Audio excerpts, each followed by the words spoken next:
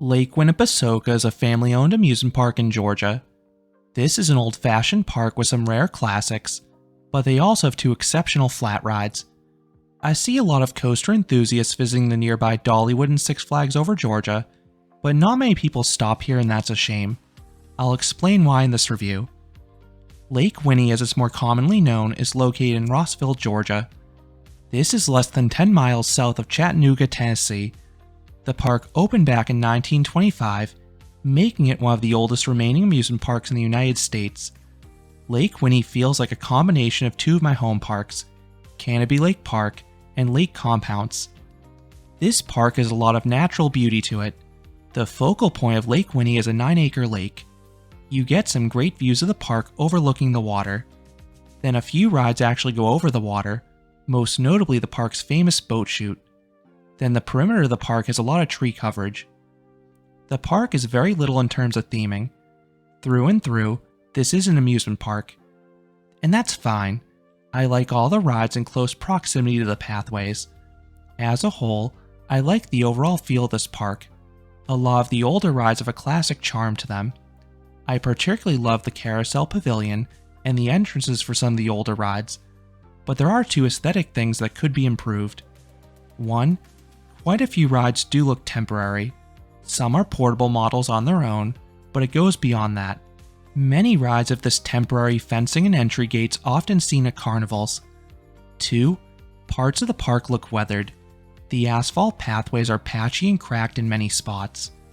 I'm guessing these are due to a lack of funds, not a lack of care. The owner is very regularly seen riding around the park in a golf cart, soaking up the atmosphere and seeing the happiness of park guests. So they clearly care about the guest experience. This is a very affordable park. Parking is still free, and you have a large lot adjacent to the main entrance. The amusement side costs $32.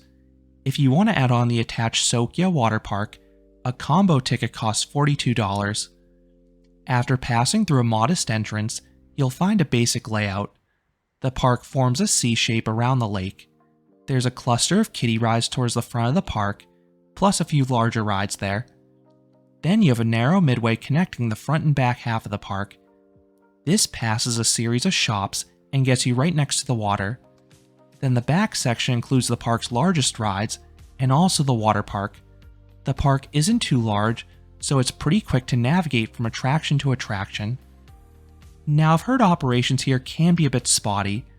This is not the fault of the operators. The crew's working rides move quickly, whether it's a quiet or busy day. And they're friendly too, often chatting with guests in between cycles. The issue here is ride availability. This park can have issues staffing the park early and late in the season. I heard this was particularly bad in 2020 and 2021 as a result of the pandemic. To mitigate these issues, I have deliberately visited this park exclusively on summer Saturdays. Yes, crowds are higher, but most rides have been open. There are two rides specifically that are notorious for being closed, Twister and Conestoga. From what I've heard, the issue with the latter is that not many people are trained to run it, meaning it's one of the first rides to close for staffing. I experienced this ride back in 2018, but it was sadly closed for my return visit in 2023. While Lake Winnie doesn't see the crowds of a major park, some of the older rides can build up queues due to their lower capacities. The longest line by far day after day is typically for the park's classic boat chute. This ride typically has just 3 to 4 boats on the course. Since each boat holds a max of 6 guests, and the ride takes roughly 7 minutes to cycle, you can see how this line can build up. Don't be surprised if it's at least a half hour on a busy day.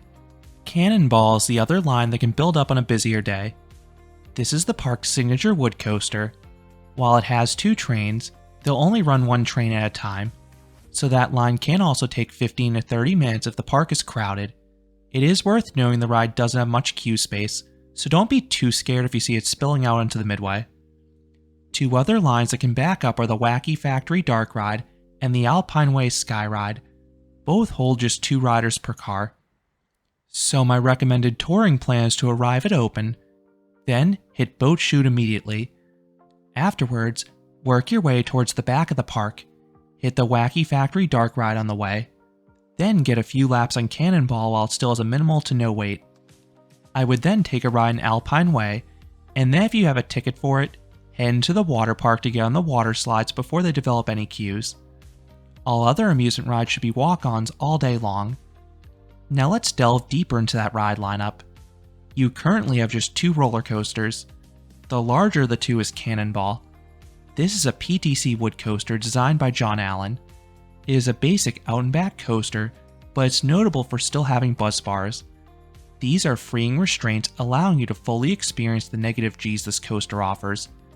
Not every hill will have airtime, but the first bunny hill has tons of floater airtime, and the entry into the final brake run delivers a really sharp pop. See my review for more, but this ride is well cared for and still delivering a solid ride experience. The second coaster is a kiddie coaster named Wacky Worm. This is a gentle ride that's a perfect starter coaster for children. And if you're an adult seeking the credit, yes, you can ride this without a kid. There are 2 coaster gaps I would love to see this park fill.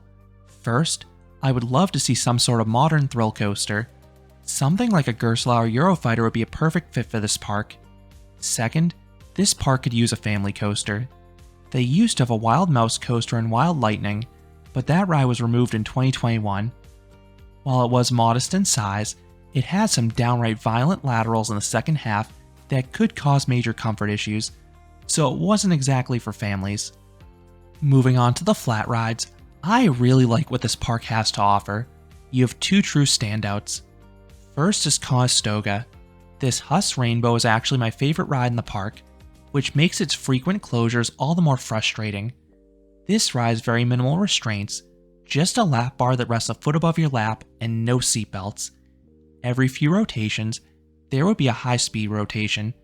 This would throw you diagonally upwards, and you would stay levitating out of your seat for the entire descent. It was some of the best and scariest airtime of any attraction. I loved it. Second is Ozone. This is a 14-story tall ARM Larson drop tower. Being the park's tallest ride, it offers the best aerial views of Lake Winnie. Then the drop is absolutely gut-wrenching. You drop like a rock. You'll lose your stomach and float the whole way down. It's a rush that has more power than drop towers twice its size. Then the supporting cast of flat rides is good too. You have a few additional thrill rides. Fireball is a standard Larson Super Loop with oodles of hang time. Then the park is a rare topspin from Moser named Twister. However, I have never been able to experience it due to its regular downtime. The park also has a solid collection of spinning rides. The best of the bunch is Orbiter. This ride is a super short cycle, but it is extremely fast and dizzying. The bumper cars are another underrated option. You have an open arena with no divider, and the staff lets anything go. People were getting into head-on collisions left and right. Then the park also has a classic PTC carousel that dates back to 1916. It originally opened in Atlanta before coming to Lake Winnie, and it is gorgeous, especially with the pavilion over the water. Then you also have a nice mix of kiddie rides for the younger guests, mostly towards the front area. If great views are what you're after, there are 3 options for you. The park has a classic Eli Bridge Ferris wheel offering nice aerial views. But I think the views are even better on Alpine Way. This sky ride spans the length of the park and it travels directly over the water. You can also take the paddle boats over the lake, but you don't get the same aerial views of the former 2 rides. This park also has a quirky Bill Tracy dark ride in Wacky Factory. This ride feels delightfully low budget, and I mean that in a good way. The ride system is janky, which fits in perfectly with the simplistic visuals. It gives the ride a homemade feel of sorts. Then there's one specific jump scare towards the end that got me even after multiple re-rides. The lone water ride is the park's most popular ride, the boat chute. This is a combination tunnel of love and log flume. You start with an extremely long dark tunnel. You can barely see anything. It is eerily still and quiet in there. Then you emerge and have a climactic plunge onto the lake. The drop is more like a ramp because of how shallow it is, but the splashdown has some characters you bounce over the water. You also have the aforementioned Sokia water park.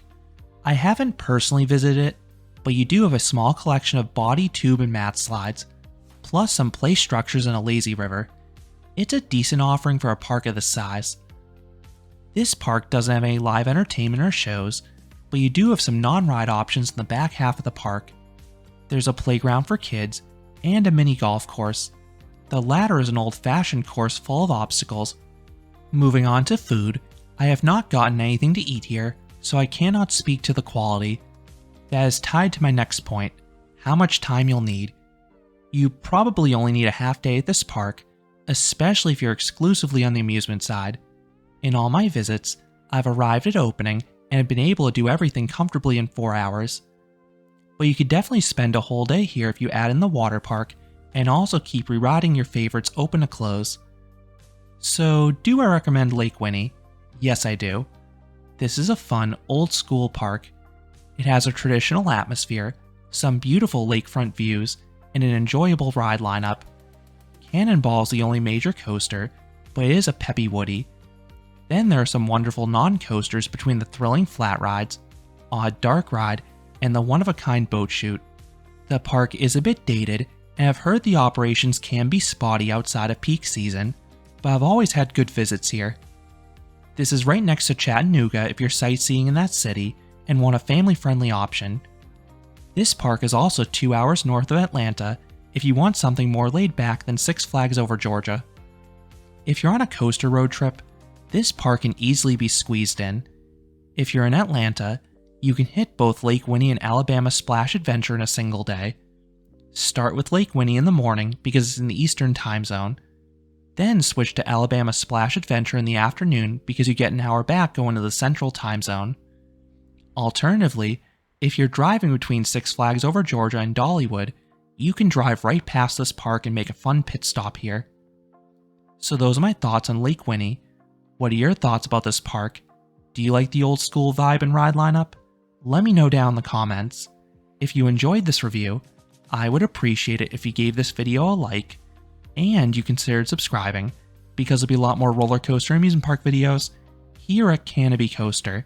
Thanks for watching.